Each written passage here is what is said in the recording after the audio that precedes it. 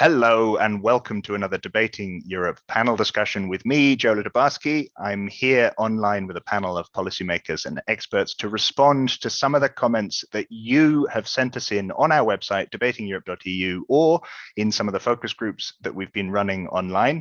The topic of the debate today is how can the EU promote helpful online algorithms? And helpful here could mean not just efficient, but also socially responsible. How can the EU ensure that content decisions taken by algorithms are helpful and transparent, promoting innovation and economic growth, which we all want, while also protecting consumers and contributing to a civil and healthy digital public sphere? That's the topic. Let me start by introducing our panel.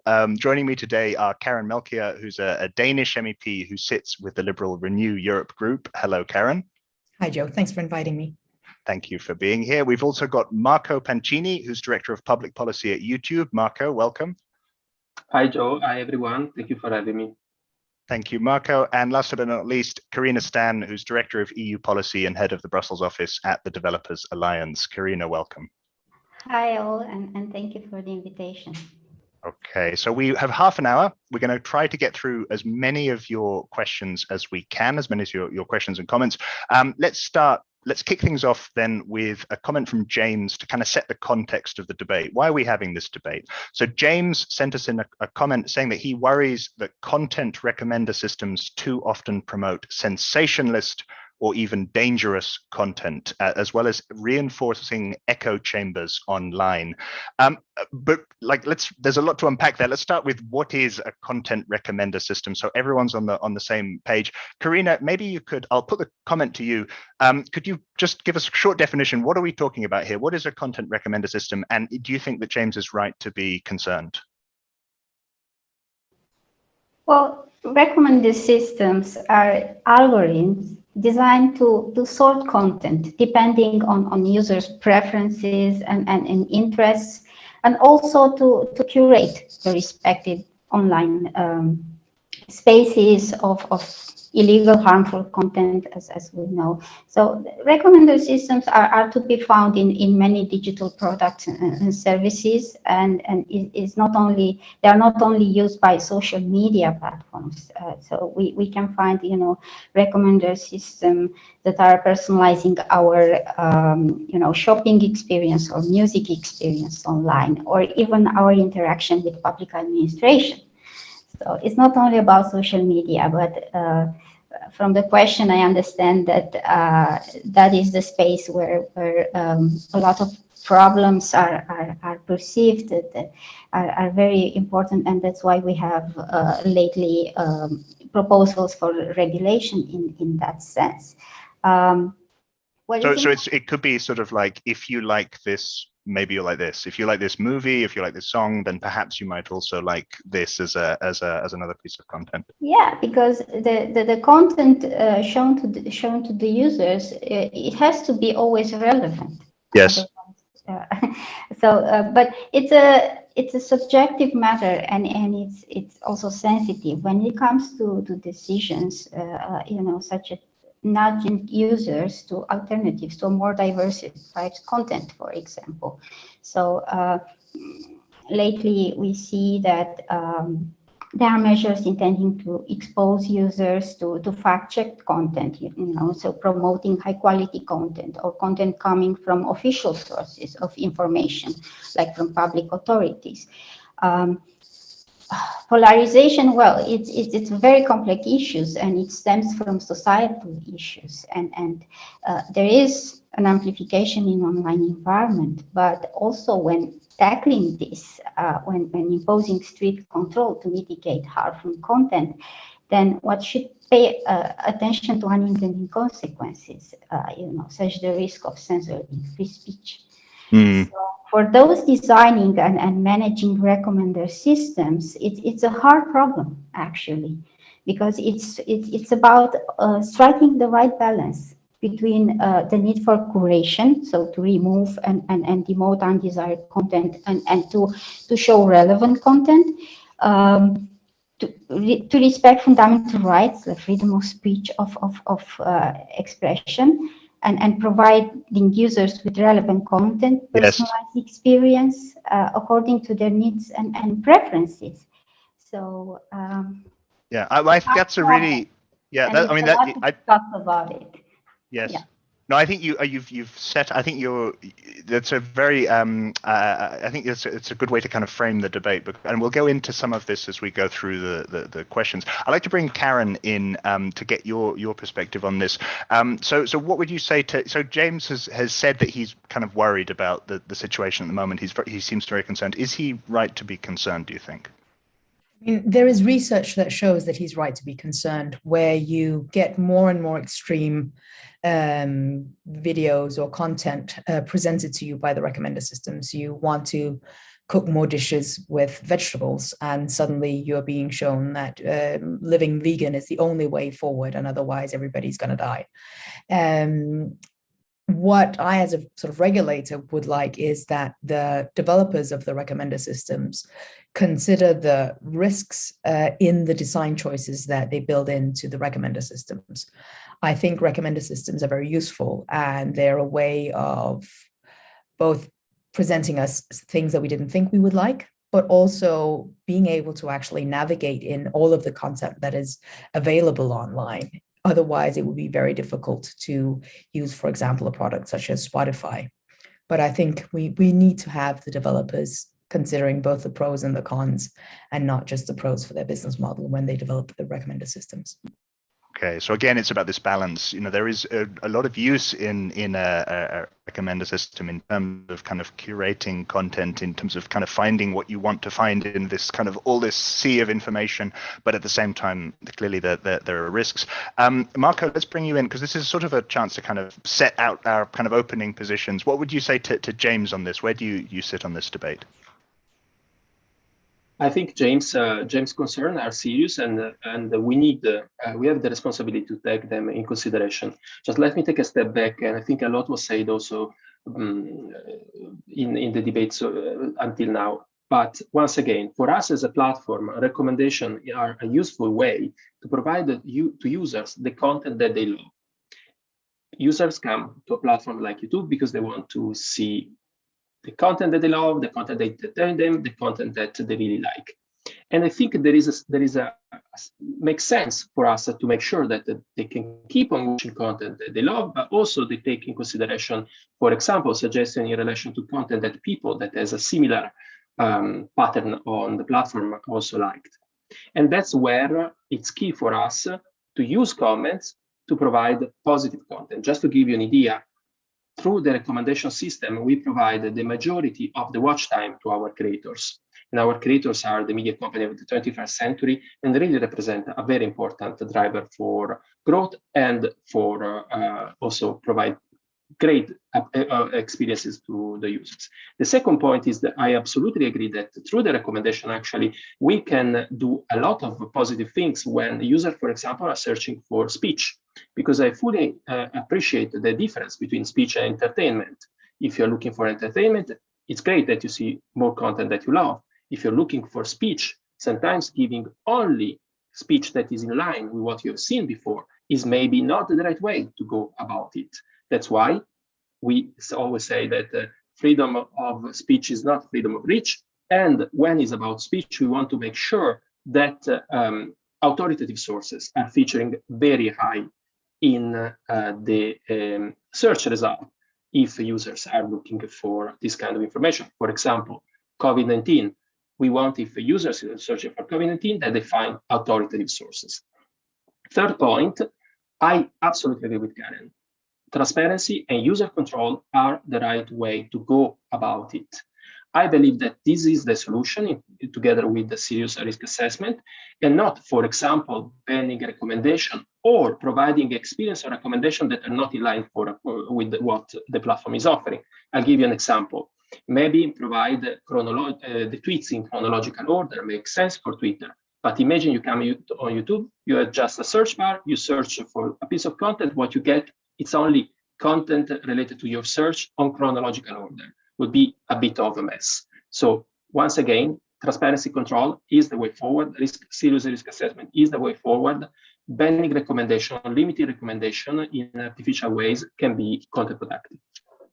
Okay, I think this point that you're making, Marco, about the distinction between entertainment and speech is a very interesting one. I want to get into that, and we will in another comment. But first, I think let's again take a step back. Let's set the political context. Kind of okay, what's happening at the moment at the EU level and at national level in terms of the questions that we've just sort of set out, the kind of balance that we're looking at, because regulators are looking at this right now, and they're kind of asking themselves the same questions that we've just been asking ourselves here. And we had a question from Peter, who points out that a lot of the laws regulating big tech platforms at the moment are at the national level, and there are discussions ongoing at EU level, but we have seen EU member states such as France, Poland, Austria, and Germany all moving forward to introduce national regulation ahead of the DSA, the Digital Services Act. So what's going on? Are they doing this because the DSA is taking too long? Is it not ambitious enough? Why are so many national governments seemingly moving ahead of a common European approach? I'm going to pick on Karen to give us a bit of political context first, as the politician on the panel. Karen, what's your take on what's happening here? I think some of the member states, they wanted to sort of get ahead of the Commission to put their stamp on the European legislation before they actually started writing it, because then they would be like, well, we have this nice German law.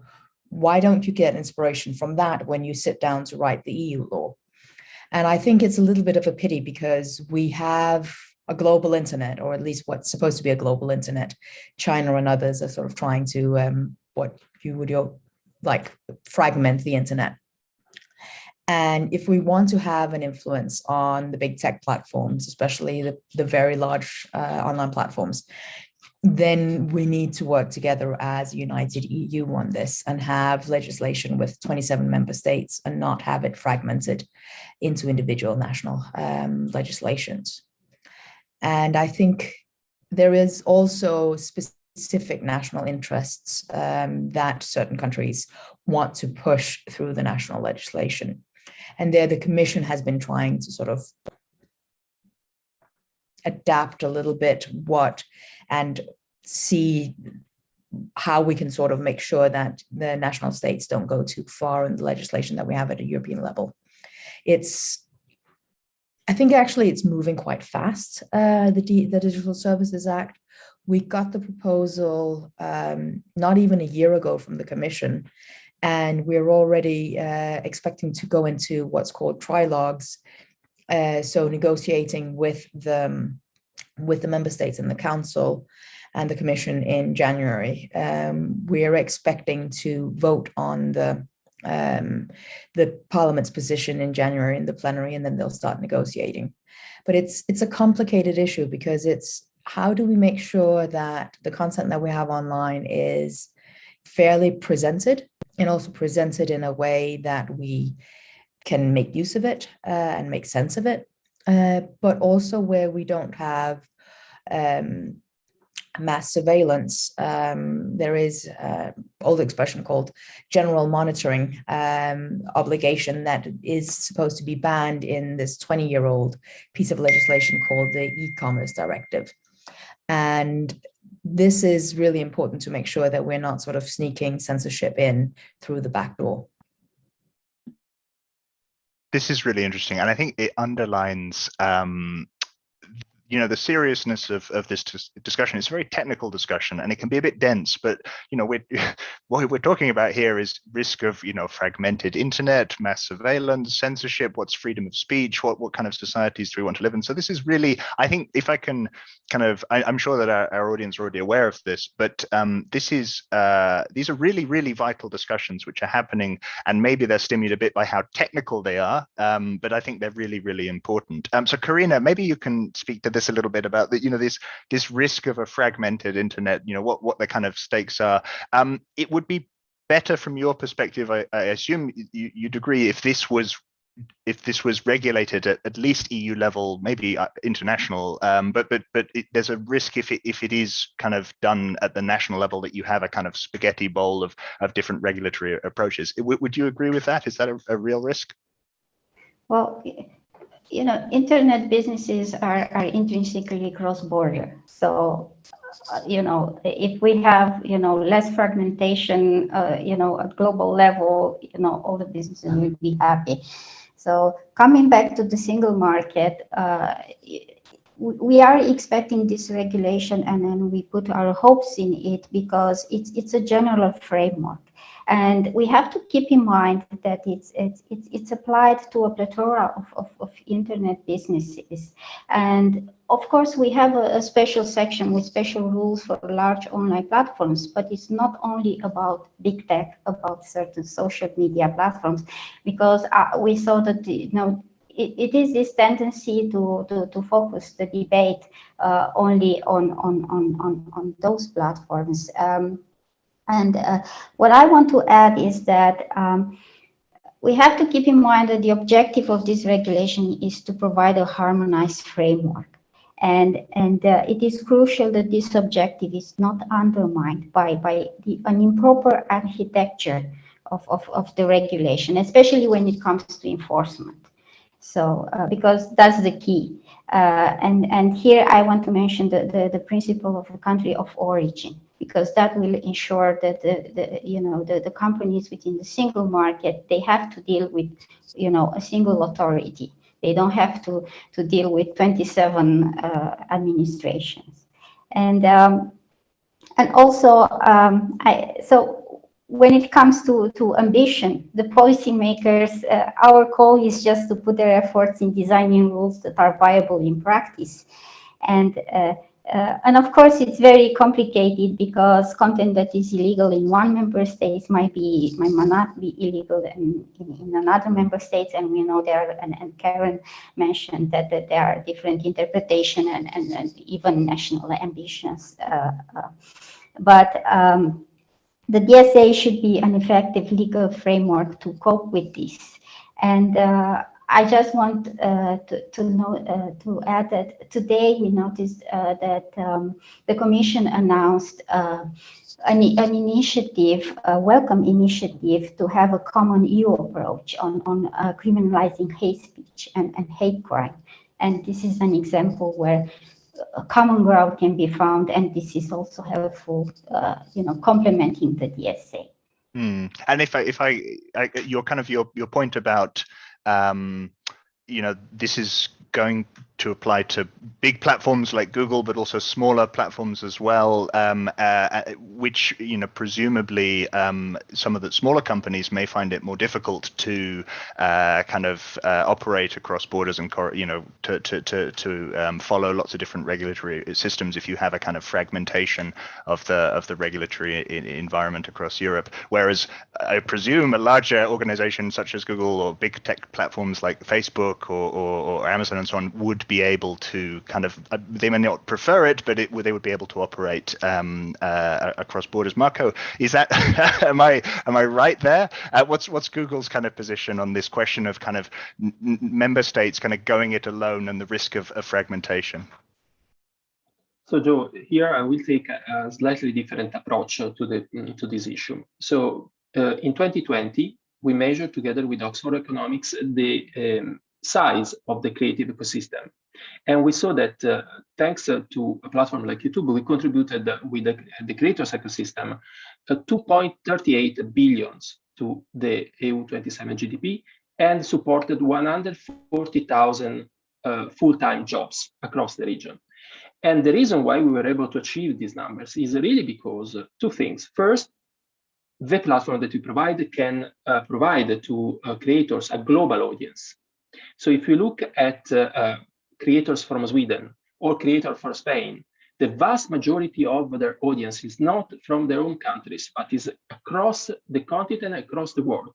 So I will really stress here that it's not just to preserve the internal market from fragmentation, but it's really to make sure that we can provide platforms in the context of the single market where creators can address a global audience and grow. The second point that I would like to make is thinking about these creators and thinking about the fact that most of them are actually providing information, entertainment, things of this nature. Having fragmentation of rules and having different regulators to look into that would be extremely problematic. Imagine a creator that maybe controversial from a given country that wants to touch important sensitive societal issues from country X could fall under the scrutiny of a regulator from country Y. How this would play out? So here, once again, I very much agree with Karina and with Karen that the need of a consistent legal framework is good for platforms, of course, is good for European platforms in particular, and specifically is good for European creators. Okay, and that leads really nicely into the next question, because you mentioned earlier, Marco, this distinction between kind of entertainment and speech, and how we could have different approaches to both. And I'd like to kind of go into that question because I think I would argue that this isn't just an economic question that we're talking about; it's also a very political question. And this is the same point made by Philippe, who's one of our commenters. Philippe questions whether it's possible to design recommender systems to be politically neutral. He sent us a comment arguing that the decision about what content users should see is incredibly political, particularly as there is not much space left to exist politically outside of these platforms. If you're not on Facebook, if you're not on one of these platforms, then your reach is very much diminished. And so making a decision to kind of ban a politician or kind of somebody, from a journalist, whoever it is, from a big platform, has a huge impact in terms of their reach politically. So this is a very kind of political question. Karen, as our kind of politician on the panel, I'm going to pick on you again. What would you say to Philippe and Philippe's comment? I think he's absolutely right that there is a political angle to the way that the platforms are created and their recommender systems, but I don't think that we should see it as a sort of party political. We are not allowing liberal parties or right-wing parties to express their views. But there is a certain culture that the platforms are built with. There's actually a book called Silicon Values by an activist called Gillian C. York that came out looking at the values from Silicon Valley and the US that are sort of being built into the platforms. For example, there is nearly no platforms at the moment that accept any form of sort of soft pornography on them. And from one of the countries that was the first to legalize pornography, you could say, well, what is wrong with nipples, female nipples? Why can't they be shown on any of the American platforms? So there are choices built into the platforms. There are choices built into the terms and conditions of the platforms. They might not be of the same sort of political culture or just culture that we have in Europe. It's a little bit what kind of, on the one hand, it's what kind of goods do you want to sell in your store? We should allow the platforms to choose. Do you want to sell pornography? Do you not want to sell pornography? But also we need to make sure that when we ask the platforms to have a risk assessment, that the design choices of the platform do not exclude certain types of content unintentionally, but also try to make sure that we do not radicalize people unintentionally through the way that the platform is designed. So Philip seems a little bit worried about not being able to express himself through the platforms that are there. I wouldn't be worried about his freedom of expression, but I think there are of course impacts of the choices that are being made by the platforms. I think that's a really interesting point. And Marco, I'll bring you in here, because now finally I've been queuing it up, but I want to get into this question of entertainment and speech that you raised, which I think is a really interesting point in the context Philip's point about, Philippe's point, sorry, about the political decisions that are made around content, there is a blurring of entertainment and speech to an extent, wouldn't you say? I mean, news for many years now has increasingly been presented as opinion, and the kind of distinction between news and opinion has started to break down. So I just want to ask, would you agree that these sort of decisions made by recommender systems are political decisions, even in the case of entertainment, or do you see that there really is a clear kind of distinction? I would like to take a step back, if I may, Joe, because if we think about the world we were used to live, actually, it was a teenager growing in a country where half of the television channels were owned by the prime minister. We can appreciate how the internet has created incredible opportunities for all of us to express ourselves and to find information online. Of course, this incredible opportunity brings also some challenges. One of the challenges is how to deal with the dichotomy illegal versus harmful. I think if we look at the legal content here, we are building together a corpus of very important laws that are addressing how content should be treated online, and I welcome the initiative of the Commission to give more clarity around hate speech. Then you have the whole category of harmful content, where the platforms have developed two things that I think are very, very important to keep in mind. One, terms and conditions, public terms and conditions that really design the rules that the platforms want to have. I absolutely appreciate the point from Karen. I think the reason why pornography or soft pornography is not on the mainstream platform. Why? Because the way this kind of very, very particular content is shaping the approach from users to the platform makes of the platform that decide to go in this direction very, very particular one. While if you look for a more generalist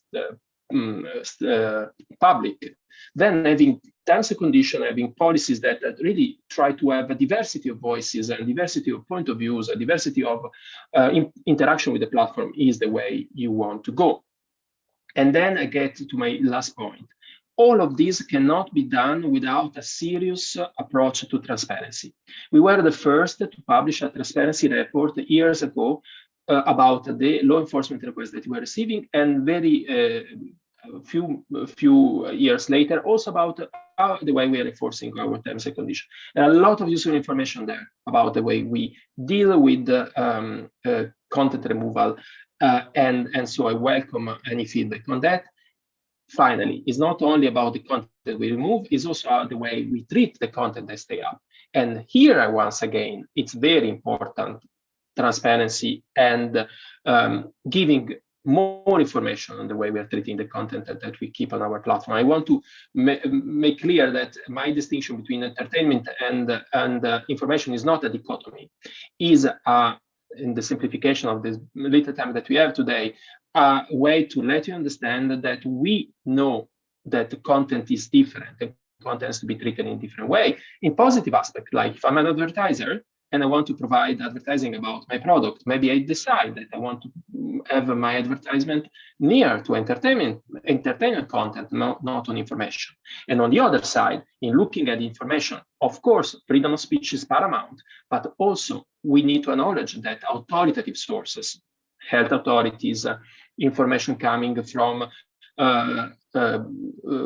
fact checkers, for example, need to be vetted in looking at this kind of content. So I hope I answered to your question. It's a very complex issue, and we probably should have a full episode dedicated to that, but I want to give you an idea of how we are going against that. Yeah, no, I appreciate this. We do not have much time. In fact, we are out of time. I'm very quickly going to let Karen come back in, and then I want to go to this question of transparency that you raised, Marco, with a final question on algorithmic transparency. But first, Karen, did you want to come in? I think it's really important that we, with the regulation, sort of go back to a little bit the openness and the freedom of expression that we had previously on the internet, and that we don't allow commercial interests, and in particularly national interests, wanting to censor what we're saying on the internet too much. Yes, what happened to the dream of the internet? It was I grew up in the 90s. It was a utopia. It was going to bring everyone together. What happened to that dream?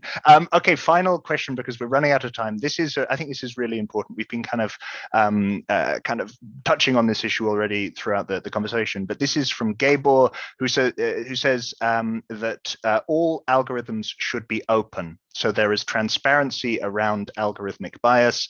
Tech companies like Twitter and Facebook do seem receptive to the idea of open algorithms. However, it's a kind of bit of a question what that means. Gabor thinks that algorithms should be open to the public, whereas others argue they should only be open to regulators. So is opening algorithms up the way forward? And if so, how open should that be? Karina, we're going to wrap up. So this is the kind of final question. But what would you say to Gabor, and what's your position on openness of algorithms? When it comes to algorithms, I think meaningful transparency is important in building trust, because it's about trust here. That's the question. And I say meaningful. This is a very important word, because in my opinion, it won't help users and even regulators, just to see, thousands, millions of lines of code. And sometimes, these algorithms are optimized on a continuous basis. So they are very dynamic. Recommending system constantly evolve. They learn from user activity based on different, features like the like button, or so constantly changing.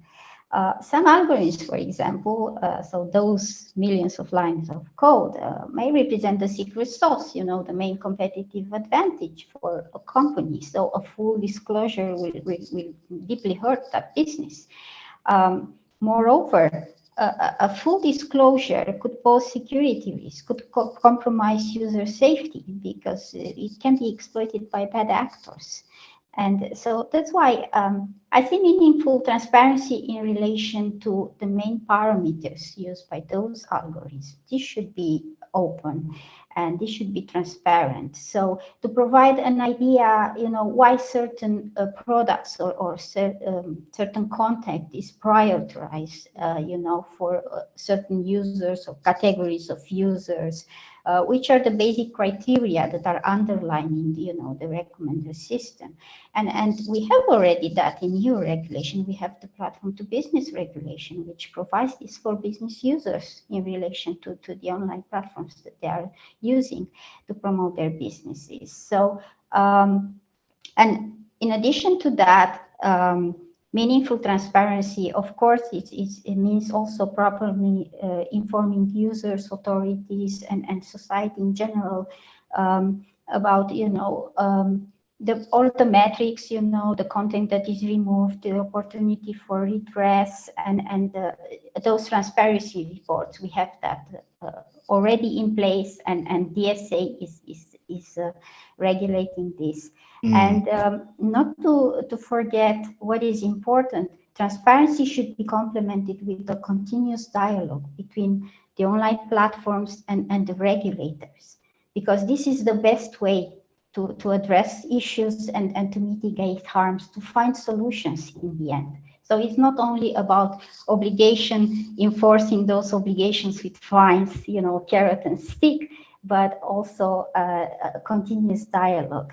And yes, in the end, the outcome is very important. Regulation like the DSA or the AI Act, they should set the objectives, clear obligation for online platforms, including yes, transparency, and they should have the flexibility to find a solution to achieve these objectives, according to their specific organization or the resources that they have. And definitely one doesn't need to, to read and understand each line of code. That's for the software engineers. Yes. Yes. No. Okay. Well, hopefully this is, as you say, a continuous dialogue. I know the time is very short. We're out of time, but I'm gonna quickly get some last words on this from Karen and Marco as we wrap up. Karen, first you. Transparency. How do we achieve this? Are open algorithms the way to do that?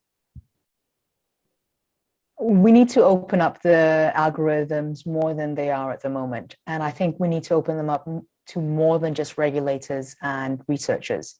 I think civil society organizations and journalists also need to have access so that we can sort of crowdsource the thinking in order to check the algorithms, because otherwise we will be in the hands of the big platforms that know the algorithms and will be able to sort of run circles. And Marco, last word to you, and then we'll wrap up. What would you say to Gabor?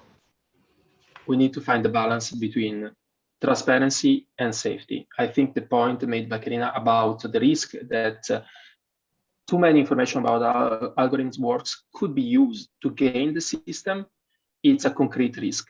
So let's build the right safeguard in which we can start a dialogue between us, regulators, the civil society, the experts on how algorithm works. Let's set some principle. I think the Commission is leading on this with the new proposal around AI. Let's set some principle on how we look at this very important development of technology, but let's also not fool ourselves that full transparency is the solution of the problem, because only meaningful transparency and the right safeguards are going the direction of build trust between us and the rest of the stakeholders.